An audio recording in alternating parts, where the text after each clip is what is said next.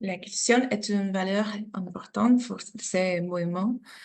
C'est pour cela que on a un appel pour faire l'interprétation en français, en anglais et en espagnol. C'est très important pour nous pour parler de l'inclusion parce que les gens croient que l'inclusion demande de la technologie et c'est pas la destination.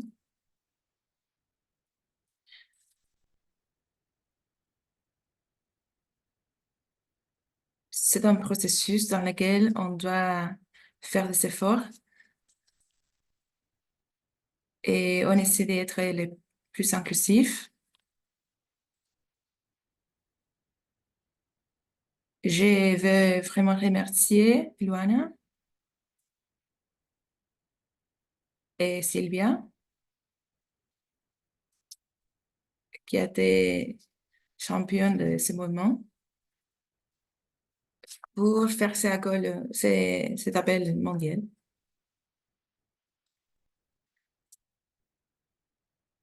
C'est l'esprit de notre mouvement d'être inclusif.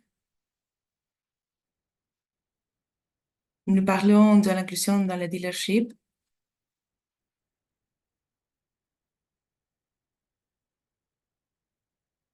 On va parler aussi des actualisations, ce qui concerne le mouvement, qui est en train de faire des transformations.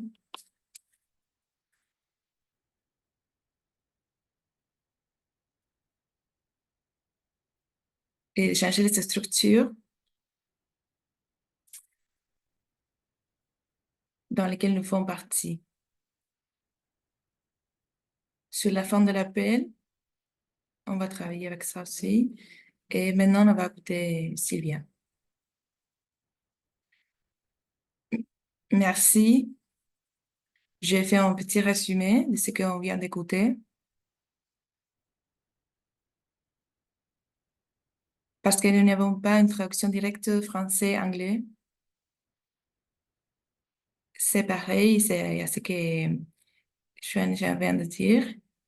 C'est tellement lié à nos valeurs qui luttent pour l'inclusion et pour la diversité, qui sont des valeurs fondamentales pour notre mouvement. C'est aussi un appel expérimental parce que c'est la première fois qu'on essaie de faire cet appel en différentes langues. Nous vous remercions de votre patience avec nous. Donc, la langue principale de l'appel, c'est espagnol. Et maintenant,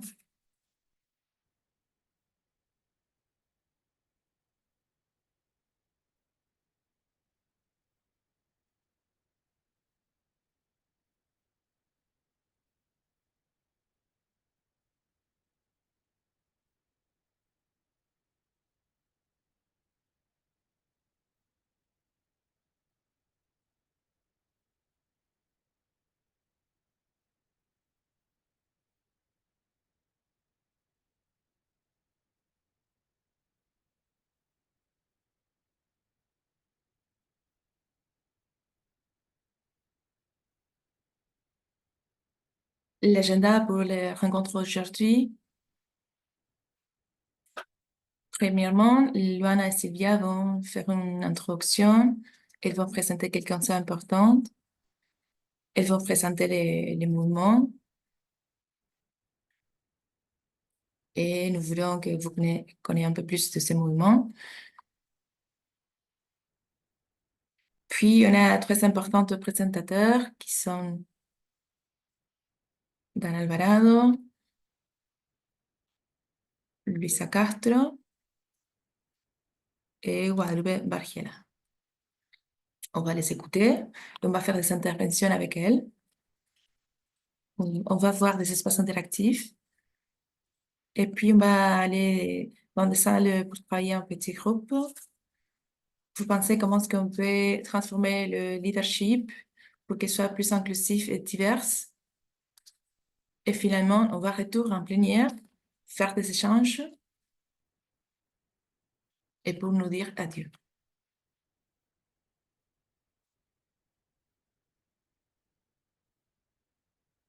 Les mouvements pour le développement menés par les communautés a été en 2015 en Malawi et dans l'Assemblée générale de l'Organisation des Nations unies à New York. Notre mouvement est un réseau de réseaux dirigé par les mondes majoritaires et composé par plus de 2000 organisations locales et communautaires de tout le monde. Il est aussi composé par 17 associations nationales qui sont le cœur et l'âme de notre mouvement. En plus, 35 organisations non gouvernementales font partie de notre mouvement engagé à garantir la voix et les droits des votes dans les décisions qui affectent leur vie. Ce qui nous lie, c'est notre engagement dans le développement dirigé par les communautés et l'engagement avec les changements du système actuel pour qu'il soit plus équitable. On reconnaît l'impératif d'aller au-delà des paradigmes de développement conventionnels en adoptant un modèle transformateur basé sur les associations équitables et en plaçant les communautés face à leur propre progrès.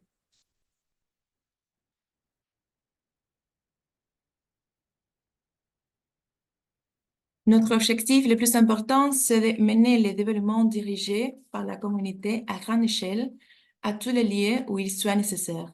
En pensant à cela, c'est que nous avons 5 objectifs. La voix et agence pour les femmes, les jeunes et les marginalisés. Tous les citoyens, en particulier les marginalisés, ont besoin d'organisations communautaires qui expriment leur souhait collectif.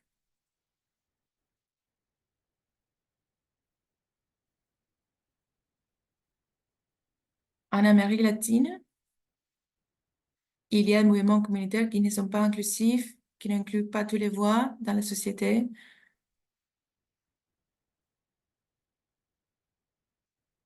Et c'est pour cela que pour construire dans les communautés, il faut les construire avec tous les membres de la société.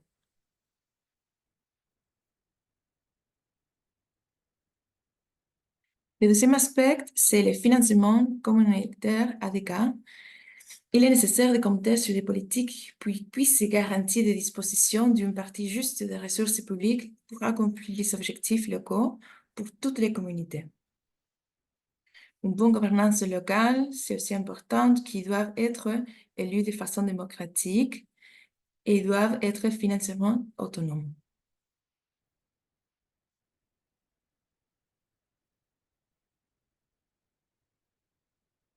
Les services publics de qualité, la résilience.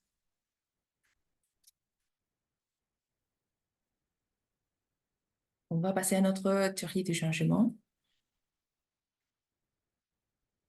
Nous considérons différents points sur lesquels on travaille. 2 alliances pour le développement des activités. Nous croyons que nous avons besoin de sociétés indépendantes, autonomes, qui doivent diriger ces processus.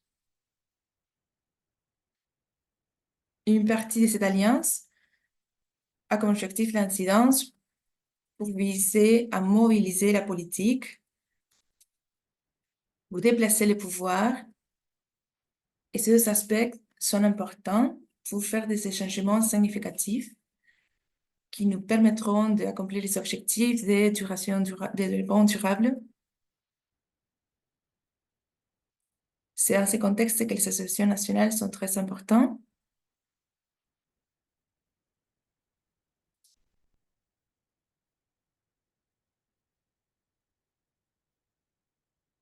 Ce que nous faisons, c'est de travailler grâce à l'incidence, en garantissant que les organisations locales et communautaires parlent face aux financeurs, comme dans les rencontres d'aujourd'hui, et à travers de la pratique en créant de façon conjointe différentes façons de travailler ensemble.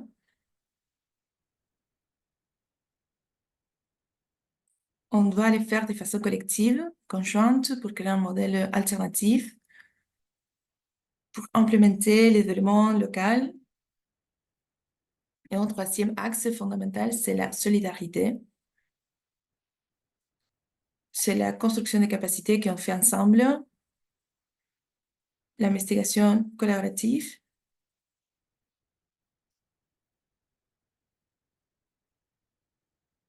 C'est notre point numéro 2. C'est la création d'associations nationales dynamiques qui soient réussites.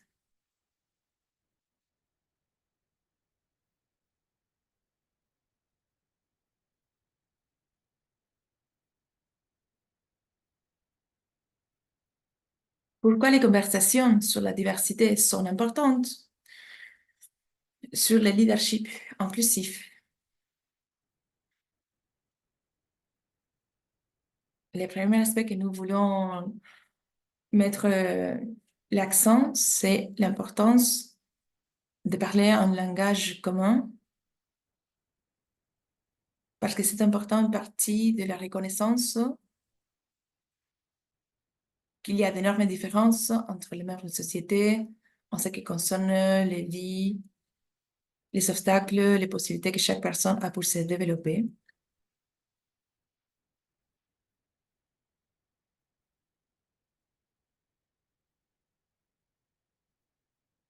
Nous comprenons qu'il existe des situations d'inégalité structurelle qui sont systématiques et systémiques et qu'elles ne se résoudront pas elles-mêmes.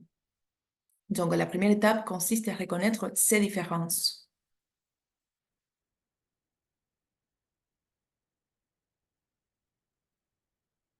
On doit créer des façons différentes de développement qui ne laissent personne derrière soi.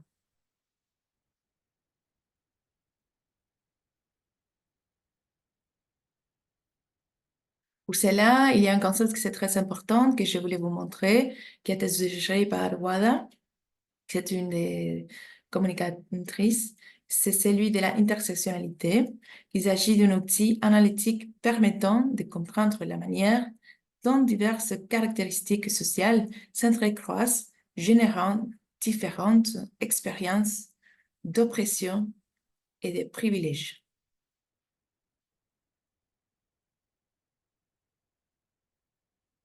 Ici, je vous montre un graphique et je voulais vous décrire parce que c'est difficile à tout traduire. Mais cette intersectionnalité se montre par l'intersection des lignes dans ce graphique. Parce qu'avant, on parlait des femmes comme un grand collectif, mais pas toutes les femmes étaient dans les mêmes situations non plus. Il y avait des différences. Comme vous voyez dans les graphiques, il y a aussi des différences en ce qui concerne la religion, l'âge, l'identité de genre, l'ethnicité, la langue, la classe sociale, l'orientation sexuelle.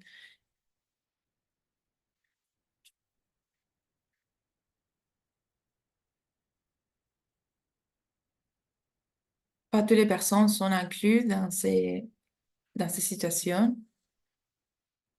Et c'est important d'entendre et de faire la différence entre les différentes situations que les personnes vivent, parce que sinon, on prend le risque d'invisibiliser les différences d'oppression de chaque groupe. Il y a des groupes qui sont plus opprimés que d'autres. Ici, on vous montre un graphique sur le côté gauche, représente l'exclusion.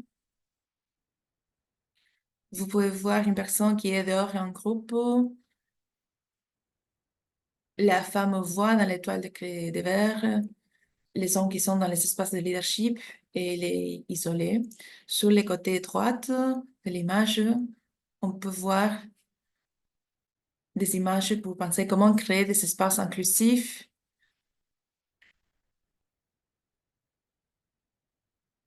On ne doit pas faire des efforts pour les inclure.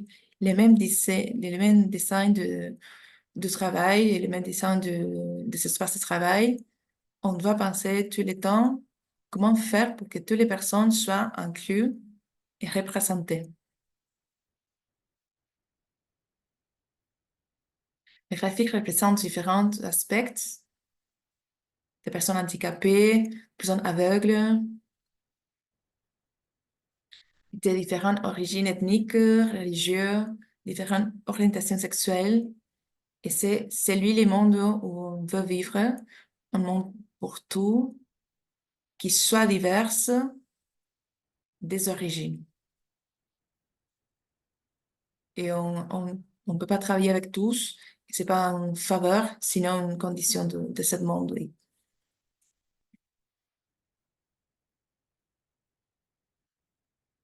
Il y a deux concepts qui sont importants.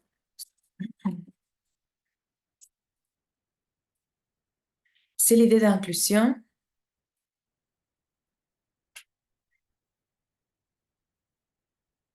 si on veut réussir en créant des espaces divers, ces deux définitions sont des constructions pour les organisations, dans le travail,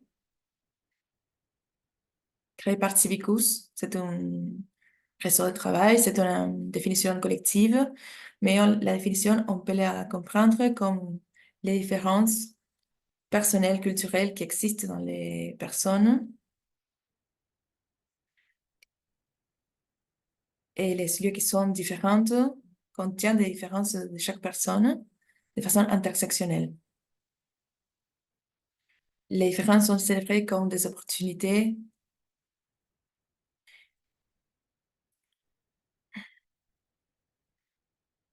L'inclusion, c'est un point d'action de la diversité parce que implique réaliser des actions concrètes pour promouvoir et s'assurer que tout le monde puisse y participer et faire partie.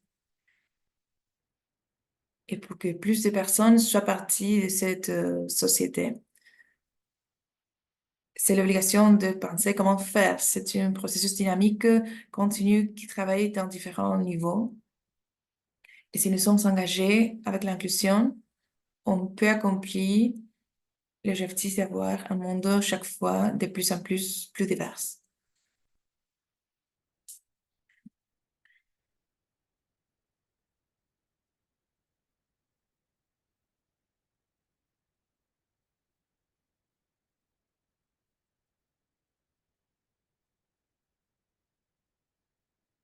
Ici, nous pouvons voir la première partie du graphique, c'est l'exclusion.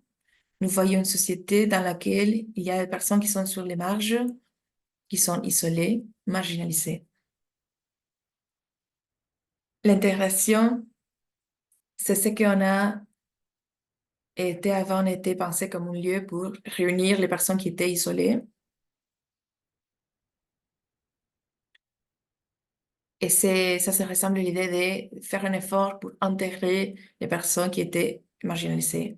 Et l'inclusion, c'est le résultat de construire des espaces qui réunit toutes les diversités et qui est déjà destiné pour toutes les personnes où on ne doit pas faire des efforts et tous sont y compris. Et dernièrement, une dernière différence, c'est la différence entre la égalité et la équité.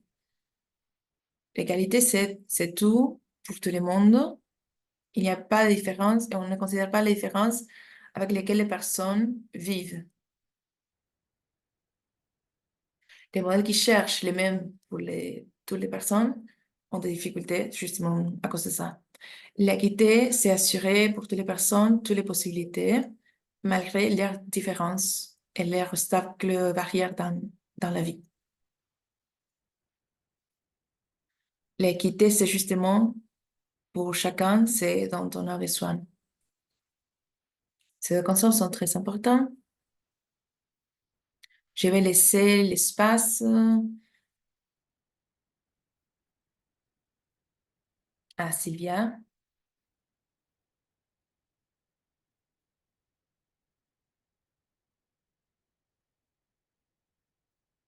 Parce que nous voulions travailler, parce que ça a été trop temps de parler. Donc, Sylvia, je te laisse l'espace, je t'invite à participer. Merci, Luana. Merci à tous qui sont présents aujourd'hui avec nous.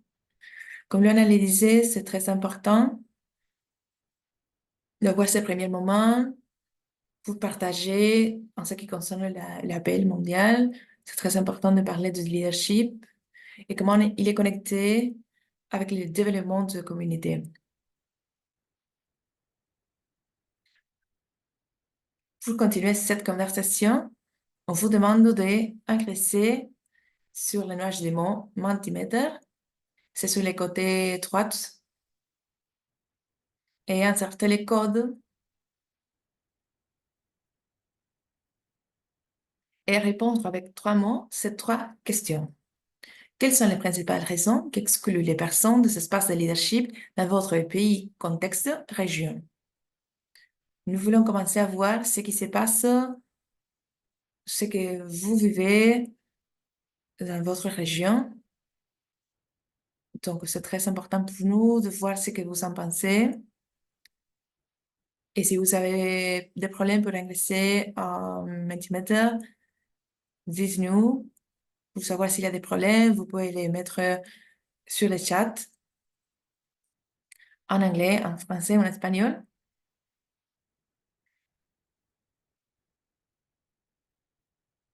Nous regardons les premiers mots qui apparaissent. Langage, pouvoir, argent.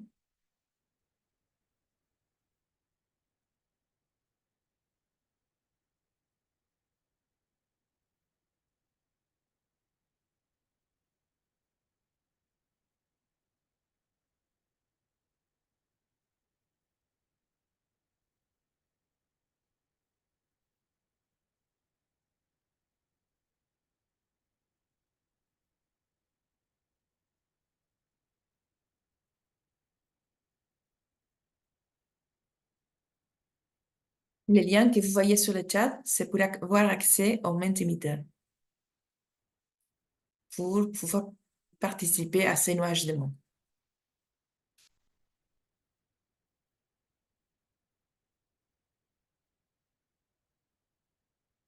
On peut voir les mots qui apparaissent dans l'écran.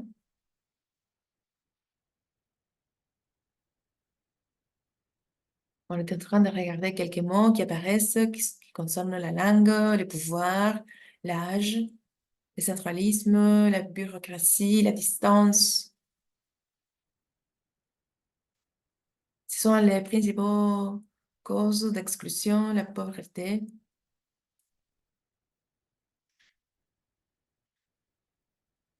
Et la taille de ces mots indique la quantité de fois que les personnes introduisent ces mots dans Mentimeter.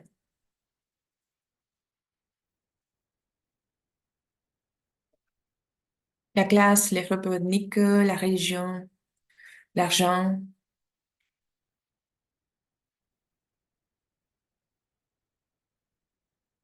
On peut les laisser ouverts et revenir plus tard pour voir tous qui leur ont chargé.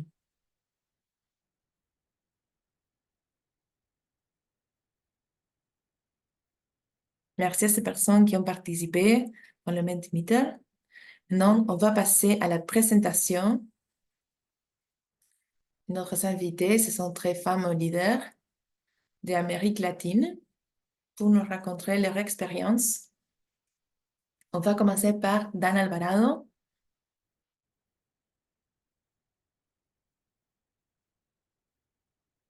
Elle est une étudiante engagée qui défend le droit en Guatemala.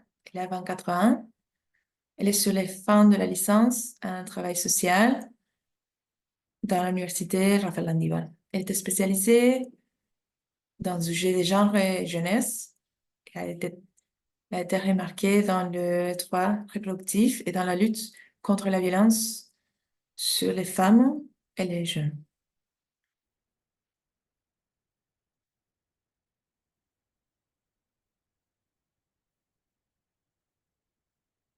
Dana, tu auras 8 minutes pour nous raconter ces chemins et ton expérience dans le leadership.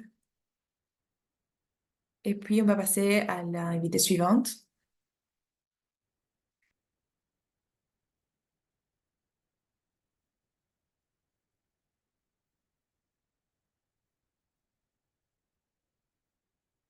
On te demande de parler de façon lente et claire pour traduire en français et en anglais. Dana, bienvenue, on t'écoute. Bonjour. Merci Sylvia pour la présentation. Je suis Dana Alvarado, j'ai 24 ans, comme Sylvia l'a dit. Je fais partie de la coordination d'un programme qui s'appelle Les filles font de leadership. On travaille en Guatemala et notre travail fait le focus sur les soutiens sur les femmes et les filles pour se développer dans les espaces communautaires et sociaux. Et puis, on travaille avec des communautés de 7 à 17 ans et on travaille avec un modèle de transition. C'est justement ce qu'on va parler aujourd'hui. Je vous explique un peu plus sur le leadership parce que chaque fois qu'une fille à la majorité d'âge peut accomplir notre rôle dans cet espace. Et il y a aussi un groupe qui on appelle petit parce que c'est le groupe moteur de ce travail de las niñas lideran. C'est un groupe intégré par des filles et des adolescents. Ce groupe est celui qui organise, qui met des idées centrales du travail qu'on fait, qui permet de faire partir de cette prise de décision. Je crois que c'est une bonne expérience qui nous permettra de vous partager notre travail que nous sommes en train de faire ici en Guatemala. Je vais commencer en vous racontant que pour nous, c'est très important de reconnaître que, premièrement, ils sont en train de transiter un espace, une réalité différente à la nôtre. Et même si je ne suis pas âgée, je suis une jeune femme, je peux identifier ce que j'ai vécu dans mon enfance et ce qu'elle vit aujourd'hui. Ce sont différentes réalités, différents contextes. C'est pour cela que c'est une première raison pour laquelle on a besoin de voir les filles dans cet espace pour faire de leadership de ces organisations ou pour faire partie de la prise de décision. C'est bien de reconnaître que les filles passent d'autres situations aujourd'hui. Elles ont différents problèmes que nous et ça nous permet de reconnaître le potentiel pour se développer dans ces communautés et dans ces contextes de ces réalités. Le deuxième point, c'est justement que c'est important de reconnaître que les filles ont d'autres maîtresses, d'autres goûts, d'autres façons d'apprendre. Et c'est important de faire une adéquation à cet espace, à ce contexte, à ces cultures, à la langue et à la façon dans laquelle on fait des relations dans ces communautés. C'est un aspect qu'on a beaucoup et bien identifié parce que moi, je suis pas née dans ces communautés. J'ai beaucoup appris concernant la façon dans laquelle elles sont liées et la façon dans laquelle elles sont grandies sont très différentes à mon enfance. C'est important de remarquer qu'il y a un index de violence plus haut qu'il y a 10 ou 15 ans avant. Donc, c'est pour cela qu'on peut dire que les filles sont dans un constant système qui met la violence et ça nous permet de reconnaître et de mettre l'accent sur sur la solution pour ces problèmes pour que les filles se soient plus sûres et plus à l'aise. Une autre chose que je voulais dire, c'est que c'est important de les accompagner dans chaque étape. Et comme je disais tout à l'heure, je ne sais pas si toutes les organisations travaillent avec les filles et les adolescentes, mais dans nos entourages, nous avons beaucoup de filles et d'adolescents et nous habitons avec elles. Donc, c'est pour cela que c'est important de savoir qu'on doit les accompagner à chacun et dans chaque étape de croissance. Et j'ai beaucoup pensé qu'elles évoluent et leur leadership transcende aussi. Elles peuvent faire beaucoup d'actions malgré leur âge, 7 ou 10 ans, mais elles pourraient faire beaucoup d'autres choses quand elles sont adolescentes, de 12 à 15 ans. Pour moi, c'est très important de reconnaître qu'accompagner une fille dans chaque étape de croissance va potentialiser le leadership qui va lui donner la sécurité pour se développer dans la vie et pour avoir les ressources, pas seulement les ressources financières ou économiques, mais aussi les ressources de connaître des personnes sûres. Une dernière chose, que je voulais remarquer dans mon intervention, c'est justement comment faire cet accompagnement. Parce que parfois, on peut le dire, mais on ne sait pas comment le faire, on sait pas, on connaît pas des recommandations. Je voulais, je voulais partager deux idées. Premièrement, reconnaître le potentiel, reconnaître que les filles peuvent faire des actions qu'elles sont capables, même si je suis plus grande qu'elles. Elles aussi peuvent faire des plannings et faire des inventions. Un autre aspect, c'est qu'on peut penser de façon particulière aux besoins particuliers qu'elles ont et pas seulement aux besoins que j'avais dans mon enfance, parce que ce sera toujours différent. Donc, c'est toujours important de mettre l'accent sur leurs besoins, leur intervention et finalement, accepter que dans quelques moments, elle dit ce qu'elle veut, ce qu'elle voudrait faire. Et parfois, on fait pas du tout attention à ce qu'elle veut faire.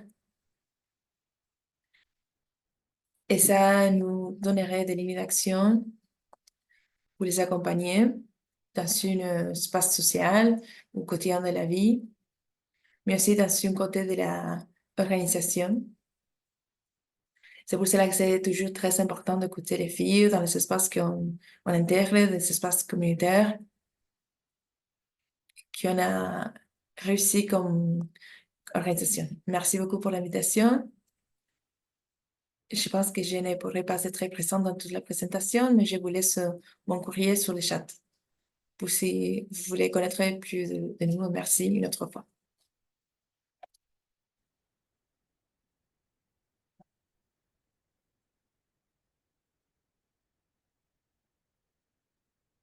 Merci Dana pour ce contexte, pour partager l'importance de leadership des filles, ce qui se passe en Guatemala, ce qu'elles font comme travail. On veut te remercier le leadership que tu représentes comme jeune femme et tout ce que ça implique, de ton regard et de ce que tu vis. Donc, on te remercie encore une fois pour cette présentation très intéressante. Et pour les personnes qui sont sur le chat, on vous laisse une question. À partir de ce que Dana vient de nous partager, comment c'est le contexte pour les filles dans vos régions? Vous pouvez laisser les commentaires sur le chat. Et ça peut nous aider pour avoir une conversation sur le petit groupe. Merci, Dana. Ce sera avec plaisir qu'on puisse interagir un peu plus. On va passer avec Luisa Castro. Elle est co-directrice générale et directrice du programme de supération au Mexique. C'est un mouvement lidéré par des jeunes qui inspirent, qui connectent des filles pour être leadership pour les égalités en genre.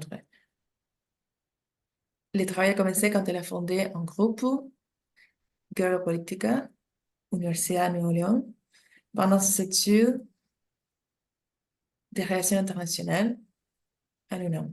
Comme directrice, elle travaille pour garantir l'organisation d'un programme d'impact aux membres de ces communautés pour faire des... Elle promeut aussi le leadership féminin dans la politique pour réussir un meilleur bien-être et protection et justice pour l'environnement. Puis ça, merci beaucoup d'être avec nous.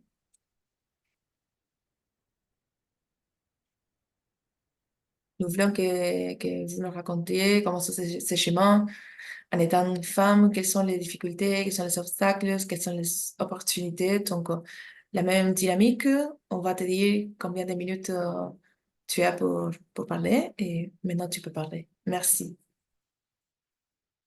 Merci Sylvia, merci pour l'invitation.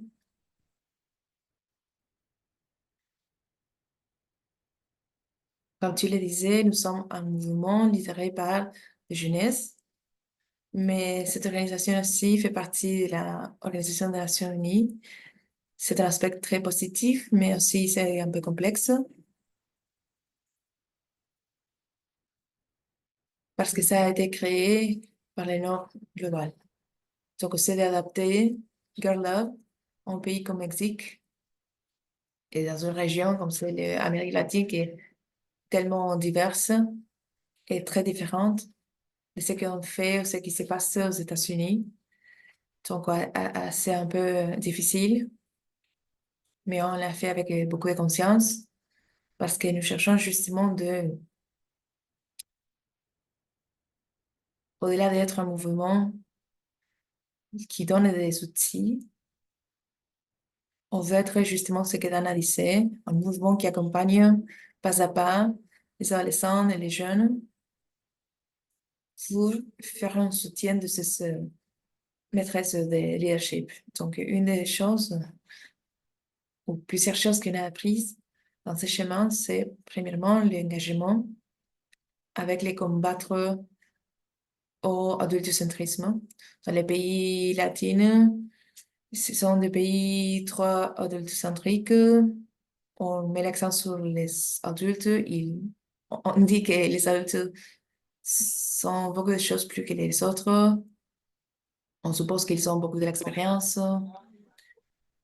parce qu'ils ont passé beaucoup de temps dans quelques mouvements, mais ça ne signifie pas qu'ils ont toutes les réponses. Et justement, c'est ça notre engagement principal que nous avons. Parce que c'est justement la partie de l'adultocentrisme qui parle beaucoup des violences qui ont un impact sur les enfants, la jeunesse. Donc, c'est pour cela que c'est très important de quitter cette idée. On a beaucoup travaillé avec les leaderships collectifs. Le Nord global nous enseignait que le leadership, c'est de prendre un micro et parler face à beaucoup de personnes, comme si c'était la seule façon pour faire un leadership. Mais nous reconnaissons que ça, ce n'est pas la seule façon d'être un leadership. Le leadership collectif, ce sont les seuls qui réussissent. Les personnes apprennent à résoudre les conflits, apprendre à proposer des solutions, à résoudre les problèmes, essayer qu'ils puissent y bénéficier aux autres personnes. Et dans ce sens, une chose qu'Eloane a mentionnée, que j'ai beaucoup aimé, c'est que dans la région, il y a beaucoup de leadership collectif, pas forcément participatif, c'est-à-dire que pas toutes les personnes dans cette communauté participent dans cette organisation, mais nous faisons des efforts pour que toutes les personnes puissent y participer, qu'ils puissent avoir une certitude que cet espace est un espace sûr.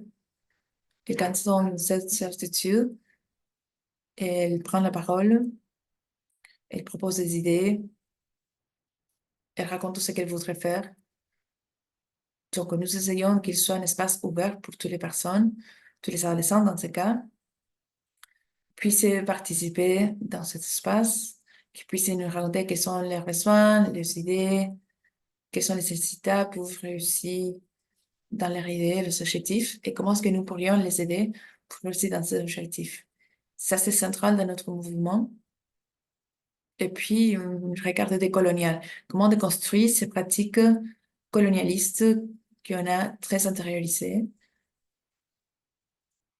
Parce que c'est ça comment notre région a été depuis toujours. Donc, comment on peut commencer à questionner ou à poser des questions grâce à la communauté avec laquelle on travaille. Ce sont elles, justement, ceux qui s'y posent la question, qui disent, bon, ce qu'on fait, c'est décolonial, donc il faut arrêter, il faut réfléchir. Juste ça, c'est le bénéfice d'écouter de façon active avec toutes les personnes qui intéressent ces communautés. On ne prétend pas que nous savons déjà tout. Donc, on croit que c'est enrichissant d'écouter les idées de ces jeunes, de ces filles.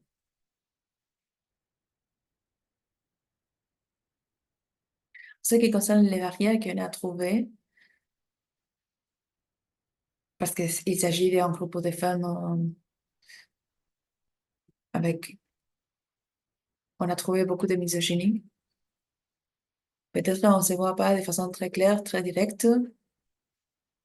Tu es une femme, on ne fait pas confiance à toi, mais il y a moins accès au fond ou dans différents contextes ou organisations parce qu'il existe une croyance que les femmes jeunes ne savent pas gérer des fonds économiques pour une organisation. Et c'est pour cela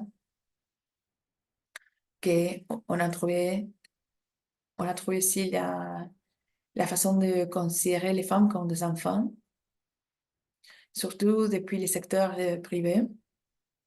Beaucoup de «Ah, tu es très, très jolie, tu parles de ce projet très joli». C'est pas un projet d'école, c'est un projet de travail qui a des objectifs à court et à long terme, qui fait des impacts sur les communautés, la société, à partir de laquelle toute la société aura des bénéfices. Donc, il n'y aura pas besoin de les traiter comme des enfants, de pas de respect à ce travail qu'on est en train de faire.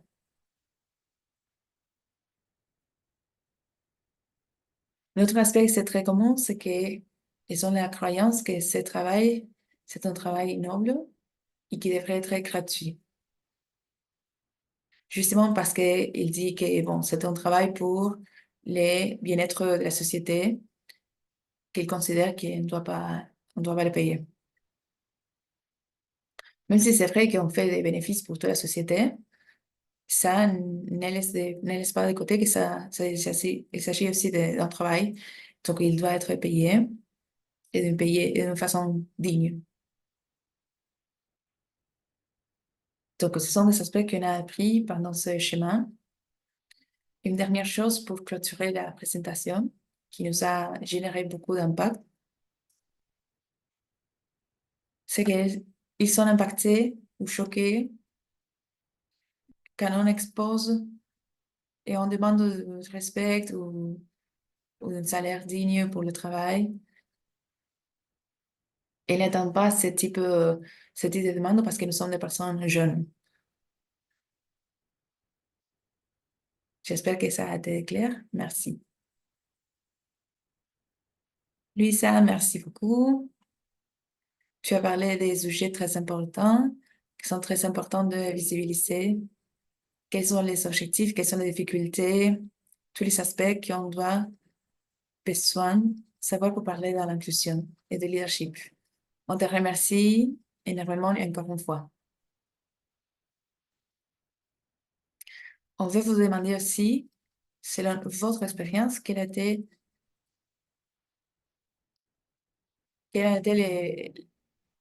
les efforts que les femmes ont fait.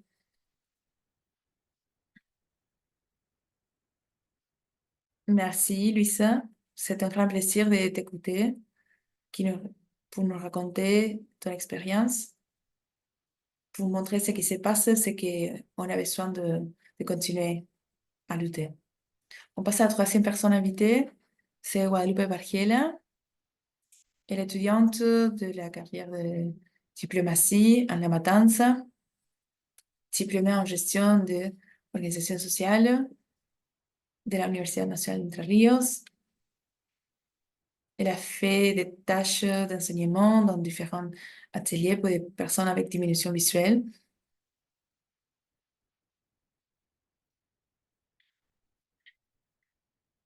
Elle a seulement 21 ans et elle a présenté une conférence sur les droits des personnes. Elle fait participation dans Patria Diversa et dans les conseils de Moreno. Elle travaille dans la région des handicapés de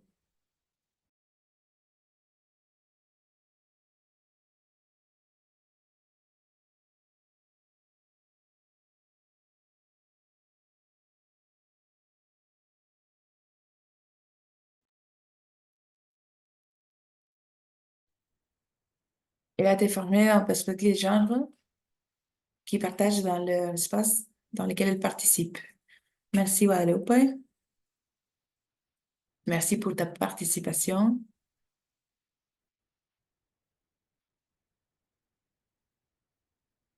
On te laisse le micro pour que tu nous racontes quelle est ta perspective. Oui, oui.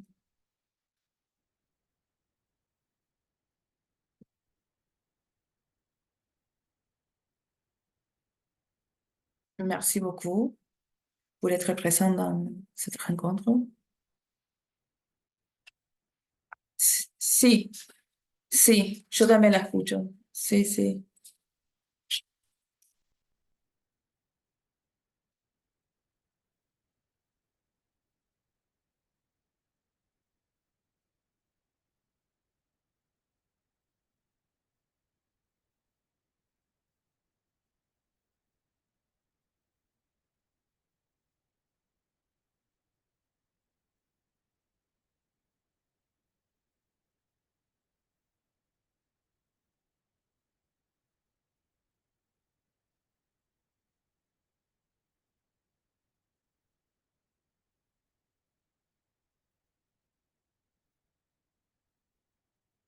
Donnez-nous une minute parce que nous avons un problème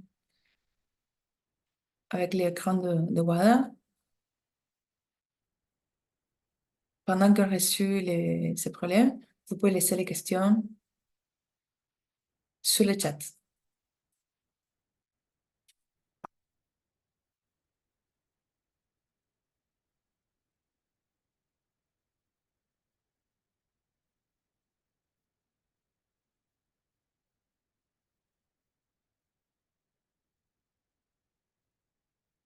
Mm.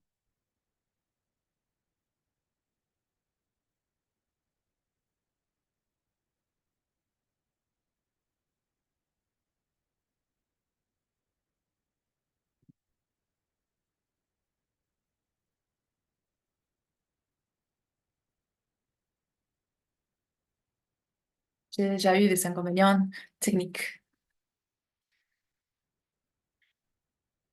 Premièrement, je voulais vous remercier l'invitation à Sylvia et à Loin qui m'ont convoqué pour participer dans cette instance, surtout parce qu'on pense dans une construction collective.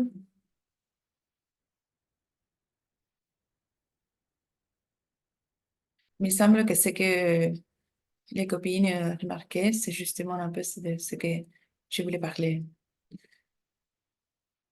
Des barrières, des difficultés, des manques de respect quand on pense des femmes comme des enfants.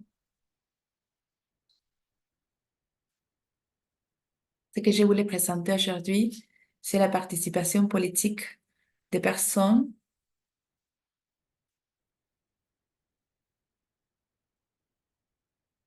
et comment ces barrières ou les manques d'accès à opportunités font leur impact dans leur vie quotidienne et aussi dans la participation. C'est pour cela que je voulais commencer en parlant des antécédents historiques. Même si l'Argentine a été avant-garde en ce qui concerne les droits, ça a été difficile et complexe à les développer.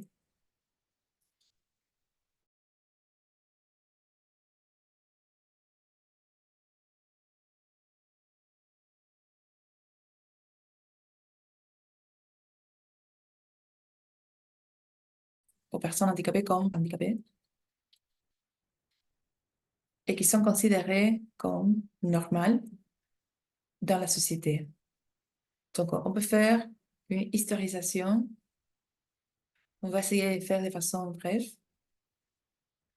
mais el Frente Lisados Peronistas, qui a été un mouvement politique de l'Argentine dans les années 1970, que les personnes avec des handicapés devaient lutter pour leurs droits,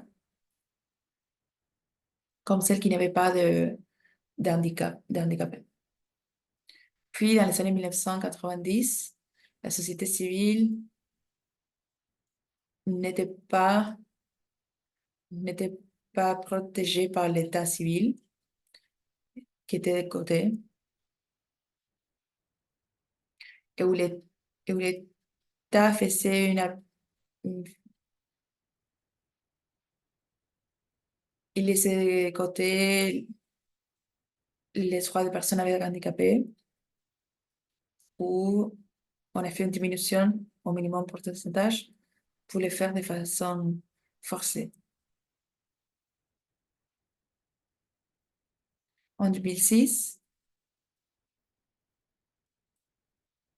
il y a eu la Convention pour les personnes avec des handicapés. En 2014, ça a acquis un statut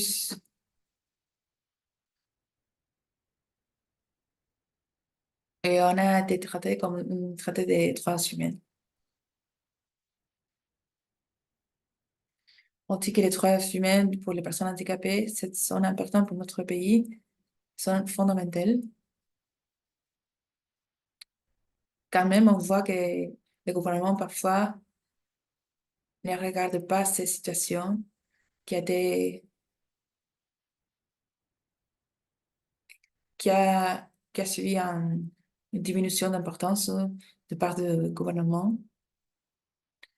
L'organisation Orgullo Disca, c'est une organisation qui commence en 2019, qui comprend que le handicapé, c'est une entité politique et fierté. Le handicapé fait partie d'une identité politique. On pensait à ce moment-là que si la société donne de l'éducation pour sentir de honte, dans les années 1990,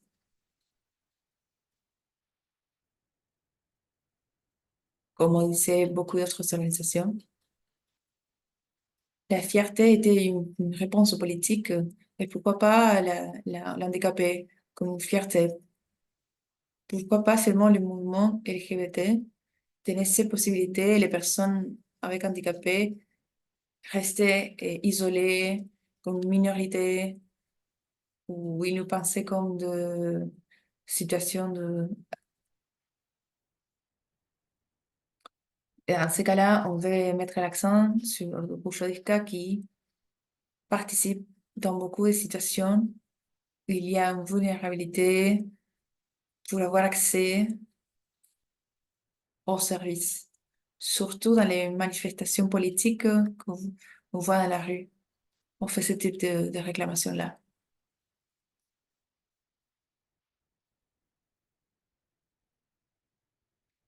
Nous, comme des personnes handicapées, pensaient que ces organisations étaient trop complexes.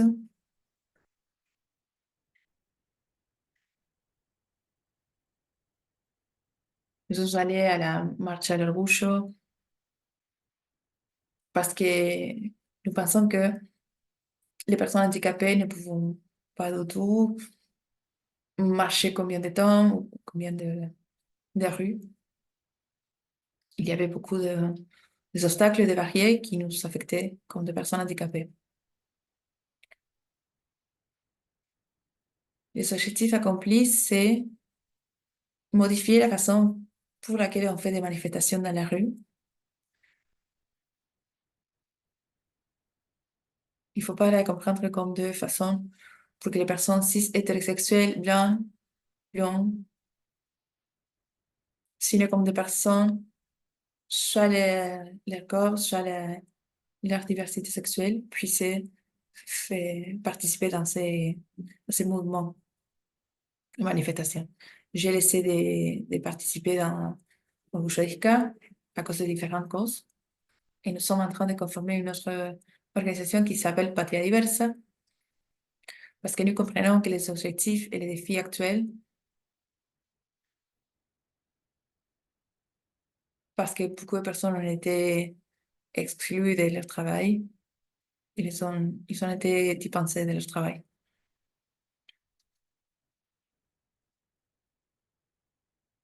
C'est difficile à penser à un organisme qui n'y a pas été et qu'il n'y a pas eu des personnes dispensées. Ça, c'est difficile parce qu'on voit que les droits ne sont pas considérés. Toutes les garanties constitutionnelles sont violées.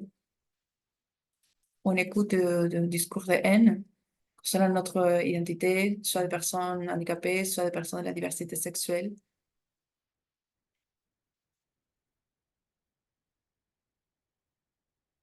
Et ça, nous pensons que ça, se répète dans toute la région. C'est assez préoccupant, l'arrivée de ces situations dans toute la région, parce que les handicapés, c'est une identité politique et fierté.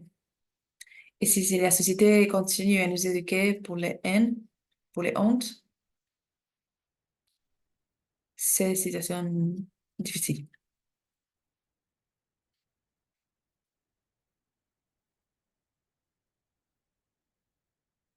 Les personnes handicapées, comme les filles et les femmes, comme on disait tout à l'heure les autres participantes, nous devons entrer à la force.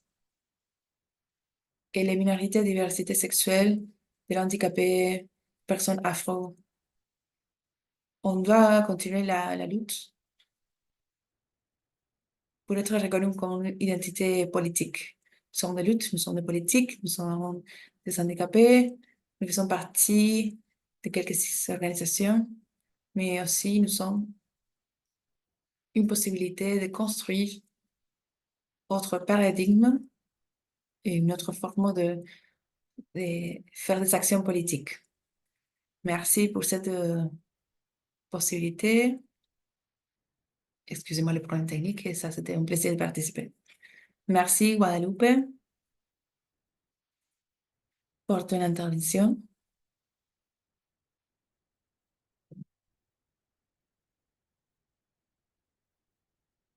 pour partager ces défis, parce que c'est très important de parler des personnes handicapées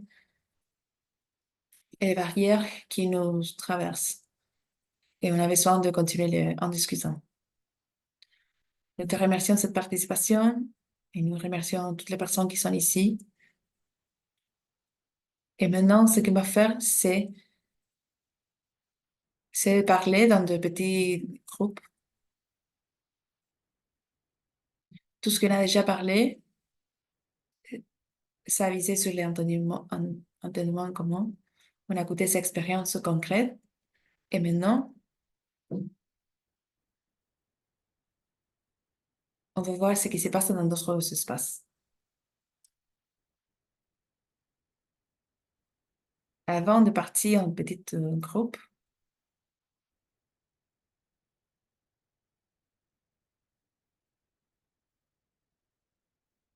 si vous avez, si vous avez envie de participer et répondre à ces questions, on peut laisser une minute pour les faire.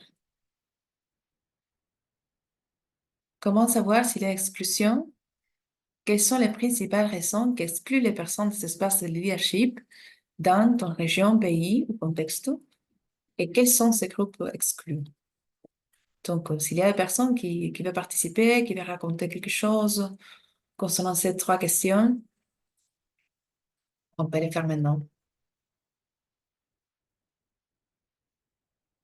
Ah, è partito lì, era che prima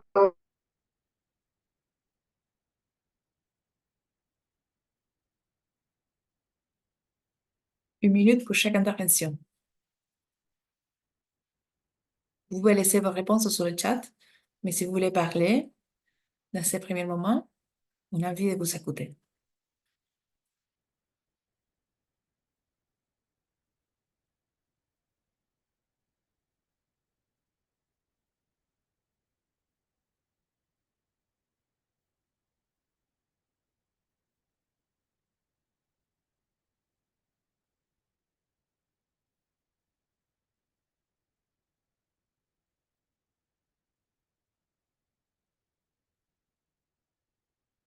OK, pour l'instant, il n'y a pas de personnes qui veulent participer. Oui.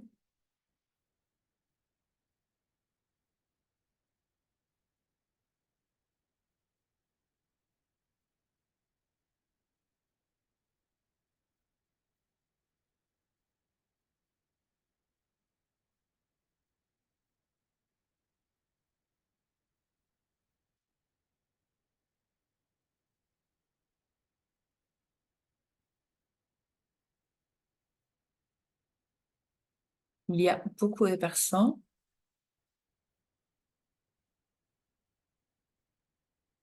surtout des personnes blanches, des personnes qui sont différentes, qui sont isolées.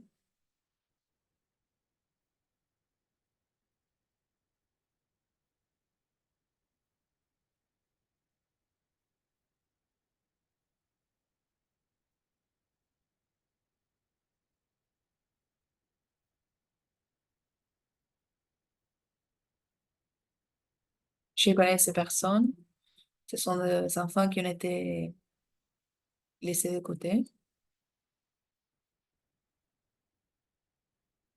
Même si vous gardez ces enfants dans une situation tout à fait critique,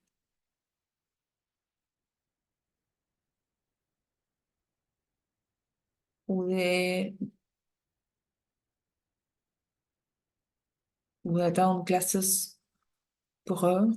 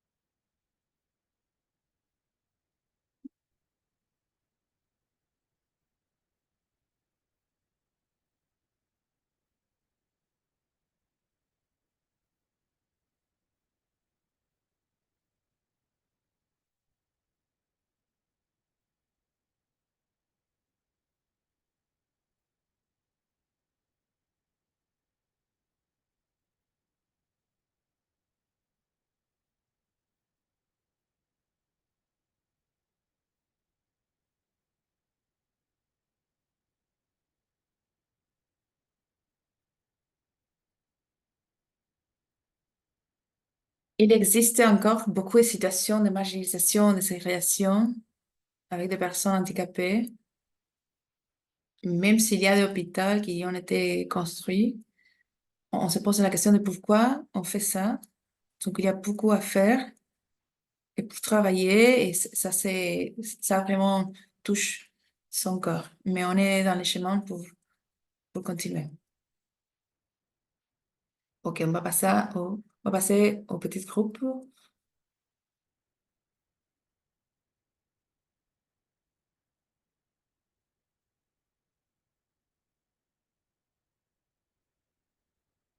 Ce qu'on va faire maintenant, c'est d'aller dans de petits groupes pour voir quelles sont les solutions pour ces problématiques qui ont été déjà présentées. On va parler pendant 15 minutes en considérant ces questions.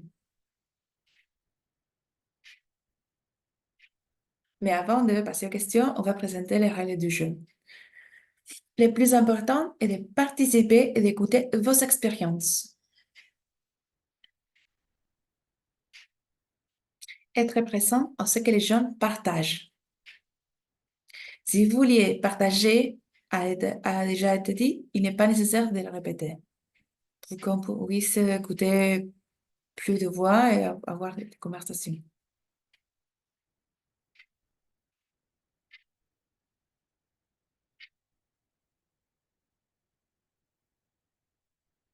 Et d'autres règles, il n'y a pas de bonnes ou de mauvaises réponses. On est en train de penser ensemble des solutions aux problèmes qui se passent aujourd'hui dans les différents contextes. Et finalement, écouter comme si c'était la première fois, avec curiosité et l'intention d'apprendre quelque chose de nouveau.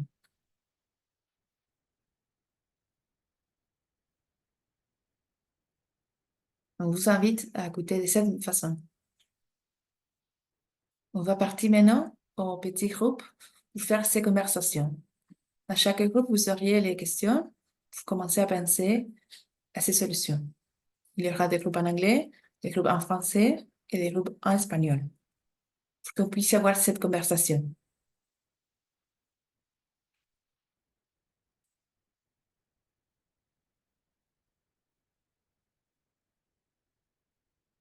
Les questions sont sur les Google Docs.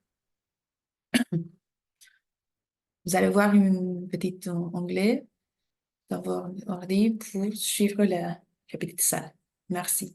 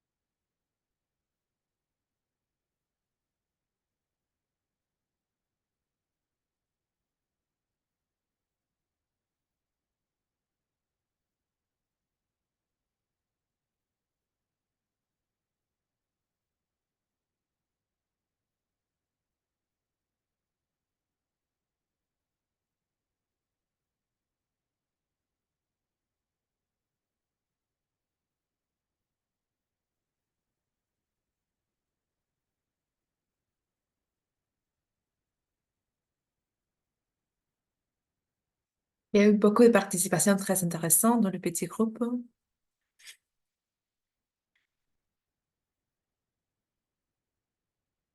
On a oublié de désigner une personne qui porte la parole.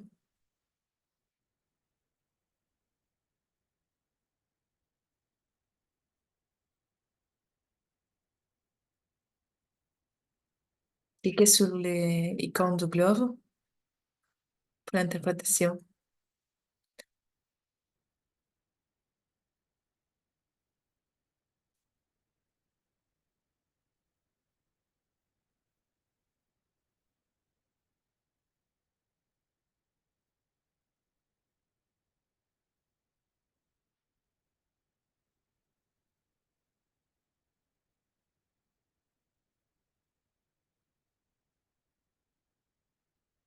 Si chaque groupe puisse se présenter en quelques mots ce qu'on a parlé,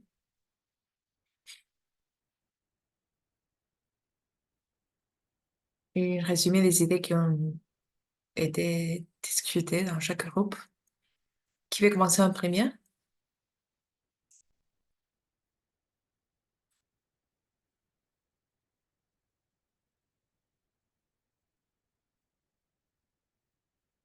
Je vais faire un résumé de ce qui s'est passé dans les groupes d'espagnol. On a parlé de l'importance de visibiliser avec des campagnes de diffusion ce qui se passe, quels sont les principaux défis pour les personnes handicapées, par exemple, mais aussi en pensant comment augmenter la participation des femmes, des jeunesses, différents espaces. On doit commencer à parler des changements structurels, culturels, et donner plus de force et de voix haute à ces organisations locales pour qu'elles puissent visibiliser ces problèmes. Donc, une de ces propositions, c'est la visibilisation avec les campagnes, comment les soutenir. On peut les laisser avec ça, avec ce résumé.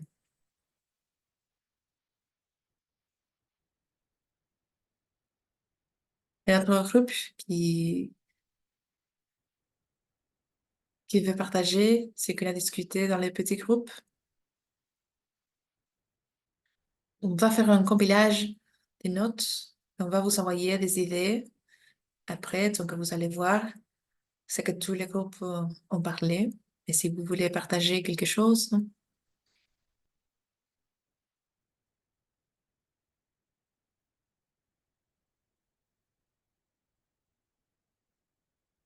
nous avons oublié aussi de signer un porte-parole.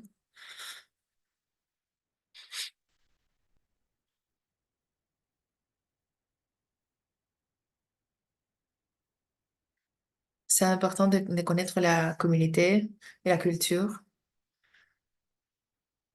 On a aussi parlé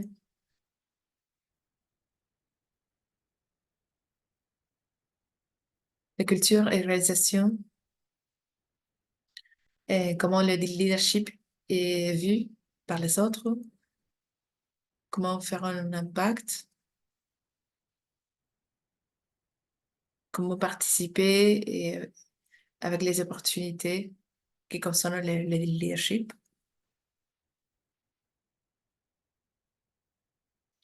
Et aussi, on a parlé de la combinaison practice, voix et comment gérer les opportunités pour qu'ils réussissent.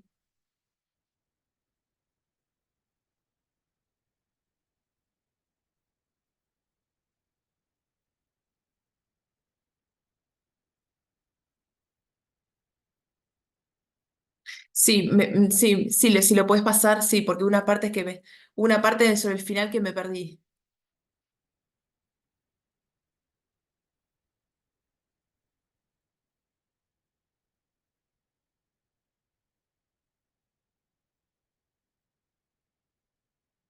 Oui.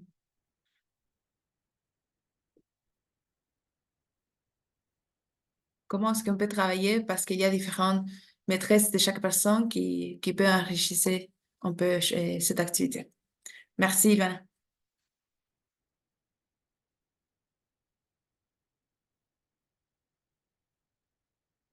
On va passer au groupe anglais.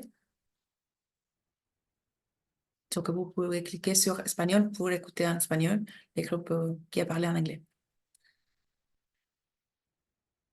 Merci, Luana et Sylvia. Merci pour cet appel très intéressant. J'espère qu'on puisse continuer avec l'interaction.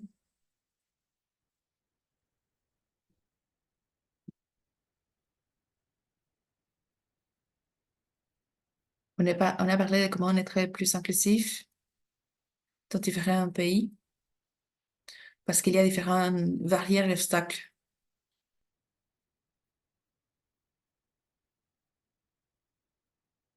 On a parlé qu'il y a beaucoup de choses qui se sont passées dans les derniers mois.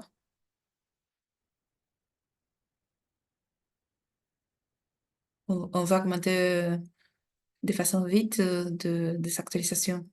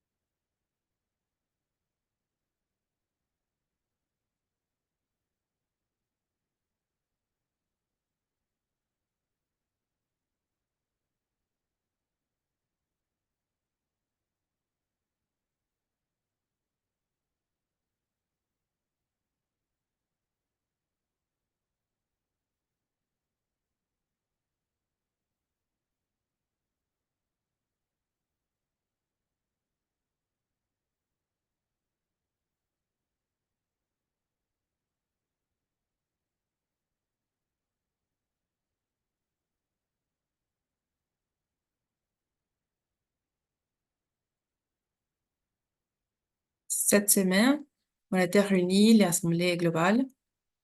On continue les travaux et Gudjon veut actualiser sur les aspects les plus importants.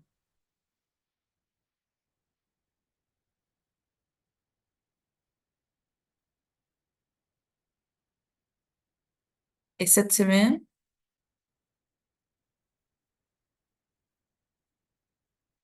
ce sera disponible en anglais, en français, en espagnol et en arabe, une guide qu'on a créée de façon collaborative avec des associations de tout le monde où on vous fait des recommandations aux grands organisateurs d'événements pour qu'ils puissent construire ces espaces plus inclusifs.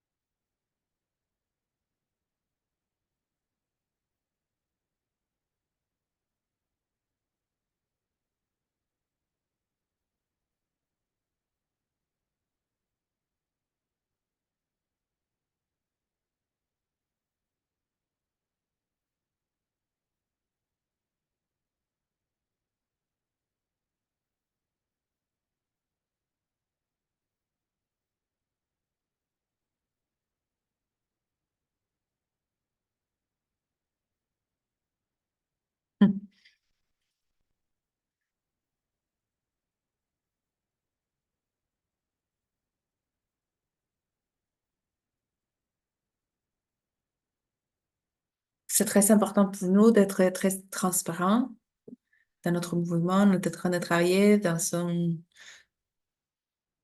événement qui sera disponible dans plus ou moins un mois, qui met l'accent sur les principes de notre mouvement pour les associations nationales. Vous allez les recevoir. On a créé différents points de planification stratégique. Vous allez les recevoir sur les...